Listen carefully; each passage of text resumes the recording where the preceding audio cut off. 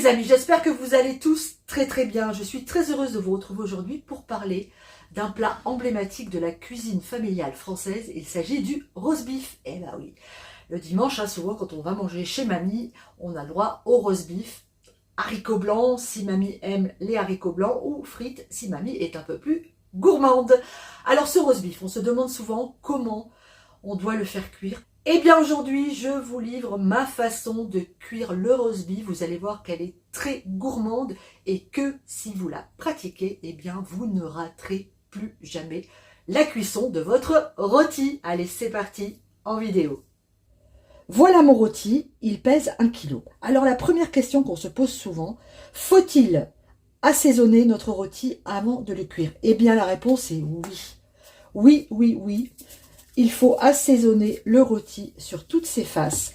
Alors on va le saler et le poivrer avant de le mettre à cuire. Donc la légende qui dit que quand on sale un rôti avant, il perd son sang est fausse. On sale et on poivre. Dans ma poêle, j'ai mis un beau filet d'huile de tournesol. Je vais maintenant faire saisir mon rôti sur toutes ses faces. Parce que ce qu'on aime dans le roast beef, c'est justement sa croûte qui est un peu plus cuite et qui est croustillante. Donc on va bien le faire saisir sur ses 4 faces. Dans ma poêle, je vais ajouter des échalotes et de l'ail en chemise. Alors ça va donner un bon goût à mon jus. Je le fais vraiment dorer sur ses 4 faces, dessus, dessous et aussi les côtés. Mon rôti est prêt. Je vais maintenant venir ajouter du pain dans ma poêle. Ça va être délicieux. Et on va venir mettre aussi du beurre sur notre rôti. Allez, on met des bons morceaux de beurre. Hop. Et on va pouvoir le mettre dans le four. Le roast beef se cuit selon son poids. Ça veut dire que pour un rôti d'1 kg, je vais compter 15 minutes pour les premiers 500 grammes et 10 minutes pour les 500 grammes suivants. Mon rôti va donc cuire 25 minutes. Ensuite, l'erreur à ne pas commettre, c'est la chaleur du four. Le four doit être à 180 degrés. Ne le mettez pas plus fort. Votre rôti cuirait trop vite en surface et le cœur n'aurait pas le temps d'être saisi. Donc, on met notre four à 180 et on enfourne notre rôti pour 25 minutes. Allez au four.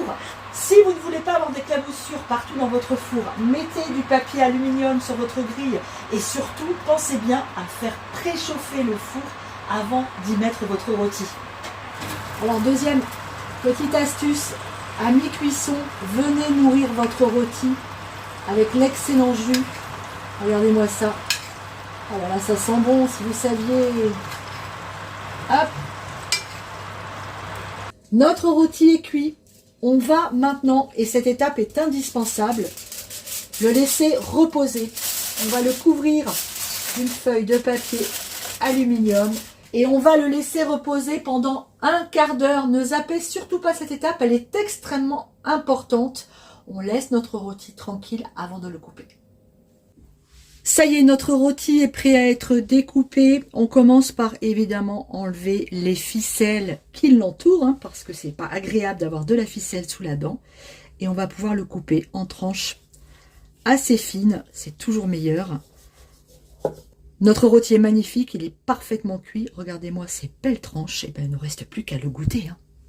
Et voilà, on a réussi la cuisson de notre roast beef. Vous avez vu, c'est pas compliqué du tout.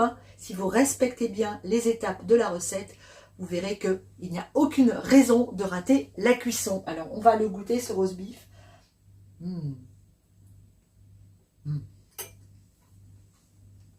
Il est succulent. Vous verrez qu'accompagné de sa petite sauce dans laquelle il a cuit et des petites échalotes et de l'ail, c'est une merveille. Alors, mangez-le avec des frites. À mon avis, c'est bien meilleur qu'avec des haricots blancs. Je vous embrasse très fort. J'espère que cette vidéo vous a plu. Si c'est le cas, n'hésitez pas. Des pouces bleus, un petit abonnement, un petit like, ça fait toujours plaisir. Je vous embrasse très fort et je vous dis à très bientôt sur Papote et Potager dans la cuisine ou au jardin. Ciao!